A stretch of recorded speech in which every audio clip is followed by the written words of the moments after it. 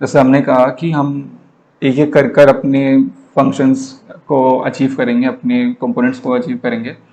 तो हमारे पहला फीचर होना चाहिए कि आप अपने कोड्स को ऐड कर सक रहे हो। तो उसके लिए हमें एक इनपुट चाहिए होगा और एक बटन चाहिए होगा। Simple approach. तो हम क्या कर सकते हैं, यहाँ पर हम लिखते हैं सबसे पहले एडिट टेक्स्ट। आप जैसे ही ये लिखोगे तो आपको ये जो दो एट्रीब्यूट्स हैं, लेआउट विड्थ और लेआउट हाइट, ये अपने से जनरेट हो जाएंगे।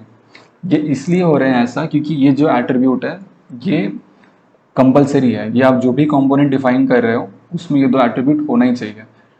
क्यों? क्योंकि अगर आप उसका डायमेंशंस नहीं बताओगे अपने आप को कि इसकी हाइट और विड्थ ये है, तो वो तो फिर वो कुछ बनेगा ही नहीं ना। वो तो फिर उसका कुछ वजूद ही नहीं होगा। ज़ीरो ज़ीरो अगर रहेगी कोई भी चीज़ तो वो दिखेगी ही नहीं स्क्रीन पर। इसीलिए ये दो एट्रीब्यूट्स होना ज़रूरी है। कोई भी कंपोनेंट के लिए ये दो एट्रीब्यूट्स कंपलसरी है। सो हम क्या करना, मेरे हिसाब से डिज़ाइन ऐसा होना चाहिए कि इनपुट की जो विड्थ है वो पूरे स्क्रीन को कवर करनी चाहिए, और जो हाइट है वो उतनी होनी चाहिए जितनी टेक्स्ट की हाइट है उसके अंदर। ठीक है। तो मेरे बोलने का मतलब ये है कि हमें क्या करना चाहिए, विड्थ को पहले मैच पेरेंट कर देते हैं और हाइट को रैप कंटेंट कर देते हैं। तो अब यहाँ पे आप देख सकते हो कि काफ़ी सारी चीज़ें हुई अब यहाँ पर।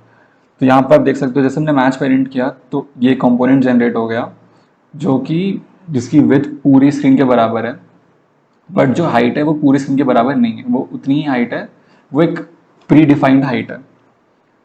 सो रैप कंटेंट का बेसिक मतलब ये होता है कि आप जो भी इस कंपोनेंट के अंदर चीज़ें ऐड करोगे ये कंपोनेंट उतनी ही हाइट लेगी। सो एडिट टेक्स्ट के केस में आप देख सकते हो कि हमने कुछ अभी इसके अंदर चीज़ें डाली नहीं है, हमने कुछ लिखा नहीं है, बट फिर भी ये एक सर्टेन हाइट ले रहा है। तो ये ऐसा होता है कि कुछ कुछ कंपोनेंट्स में एक प्री डिफाइंड हाइट सेट होती है कि जो ये डिफ़ॉल्ट हाइट है। अगर आप बटन डिफाइन करते हो तो उसकी भी एक प्री डिफाइंड हाइट सेट होती है पहले से। सिमिलर चीज़ होती है इनपुट फील्ड के साथ भी, और कुछ कुछ कंपोनेंट्स है जिसमें एक प्री डिफाइंड हाइट सेट होती है। तो हम चाह रहे हैं कि ये पूरी स्क्रीन ना लेकर वो उस प्री डिफाइंड हाइट पर सेट हो जाए, तो इसलिए हम रैप कंटेंट कर रहे हैं। बट बाकी एट्रीब्यूट्स में जहाँ पे प्री डिफाइंड हाइट नहीं होती है उसमें रैप कंटेंट का मतलब ये होता है कि आप जो भी चीज़ उसके अंदर करोगे या दिखाओगे वो कंपोनेंट उसी का हाइट ले लेगा।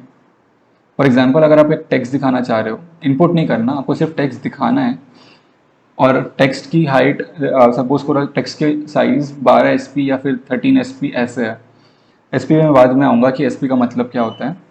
तो वो कंपोनेंट क्या करेगा, अगर आप उसको रैप कंटेंट डिफाइन करते हो तो वो उतनी ही हाइट लेगा जितनी उसके अंदर टेक्स्ट की हाइट है। यहाँ पर भी आप सेम चीज़ कर सकते हो। अगर आप हाइट को या फिर इसके अंदर के टेक्स्ट के साइज को बड़ा करोगे तो ये भी हाइट बड़ी होगी।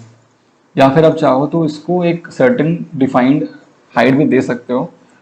तो आपको क्या करना होगा, रैप कंटेंट की जगह लेट्स से मैं कर देता हूँ 200 DP। तो आप देख सकते हो कि ये बड़ा हो गया,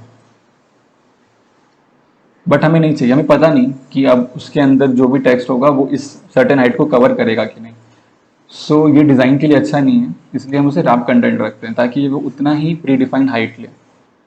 तो दो चीज़ें हैं कि कुछ कंपोनेंट्स में प्री डिफाइंड हाइट्स पहले से अवेलेबल होती है जो कि तभी सेट होंगी जब आप उसको रैप कंटेंट करोगे, और कुछ कंपोनेंट्स ऐसे हैं जिसमें प्री डिफाइंड हाइट नहीं होती है और वो उतनी ही हाइट लेगी जितनी उसके अंदर की जिसके जो उसके अंदर का मैटर है वो उतनी हाइट लेगी।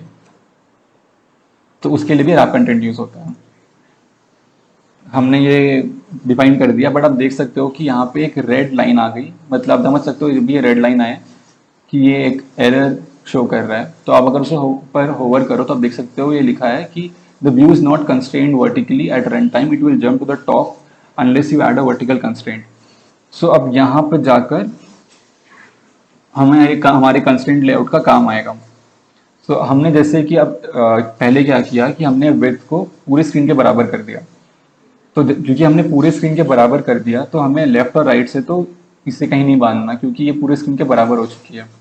बट अब ऊपर और नीचे से ये अभी भी खुली है। क्योंकि हमने रैप कंटेंट किया है तो ये उतनी ही हाइट लेगी, ये पूरी स्क्रीन के बराबर तो हाइट नहीं लेगी। तो हो सकता है कि आप चाहो आपको यहाँ रखना है ये, या फिर आपको मिड में रखना है, या फिर हो सकता है नीचे रखना है।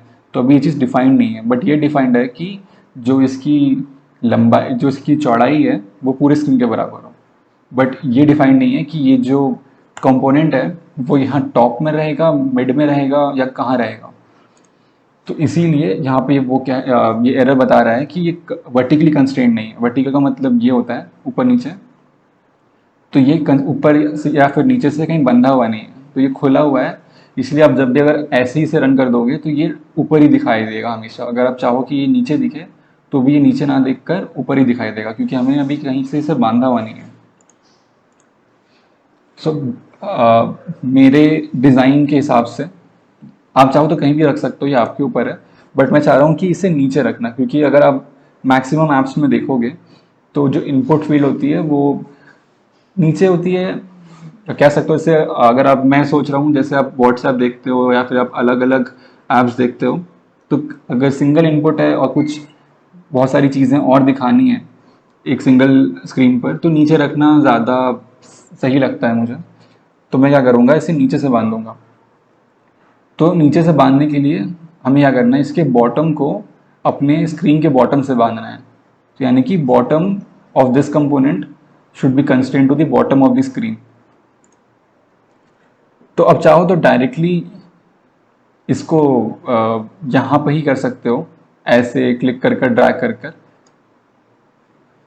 बट मैं ऐसा नहीं करूँगा। अब मैं आपको पहले दिखाना चाहता हूँ कि आप कोड पे कैसे कर सकते हो ये। तो आपको बस लिखना होगा कि बॉटम ऑफ, तो यहाँ पे आप देखो, आपको दिखेगा कि constrain bottom to bottom of.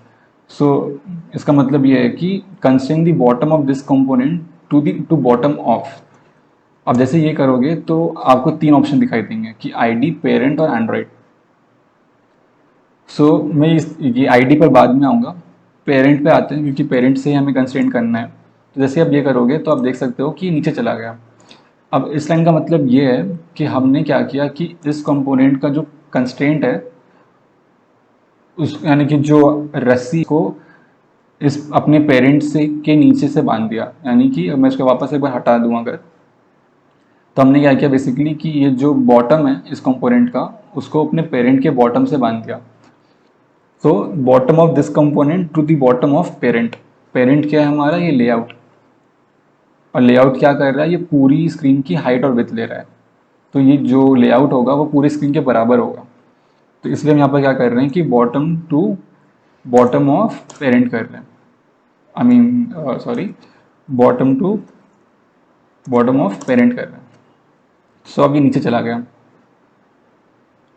ठीक है, ये एक चीज़ हो गई। हमने एक फील्ड बना लिया अब कि अब जहाँ पर हम एंटर कर सकते हैं वैल्यू। बट ये अभी भी सही नहीं है, क्योंकि आप देख सकते हो कि हम यहाँ पे एंटर तो कर देंगे, मतलब आप यहाँ पे लिख सकते हो क्लिक कर कर, बट एक बटन चाहिए होगा जिससे वो वैल्यू आप एंटर कर सको। एंटर इन द सेंस एक ट्रिगर चाहिए होता है हमें। सपोज आपने यहाँ पे लिख दिया, आपको पता कैसे चलेगा कि जो आपने अभी लिखा है वो वैल्यू एंटर होनी चाहिए। तो उसके लिए एक ट्रिगर चाहिए होगा हमें। सो मेरे डिज़ाइन के हिसाब से हमें एक बटन चाहिए जो कि इस एडिट टेक्स्ट के राइट साइड में हो। और एडिट टेक्स्ट बेसिकली, मैं शायद से भूल गया बताने पहले, but edit text basically input field को बोलते हैं एंड्रॉइड स्टूडियो में। सो इनपुट फील्ड को एडिट टेक्स्ट बोला जाता है, क्योंकि आप यहाँ पर एक टेक्स्ट को एडिट कर रहे हो। थोड़ा सा कंफ्यूजिंग सी चीज़ है, बट इनपुट फील्ड को एडिट टेक्स्ट बोला जाता है। ये आपको आप याद रख सकते हो, ये बहुत सिंपल चीज़ है मतलब याद रखने के लिए।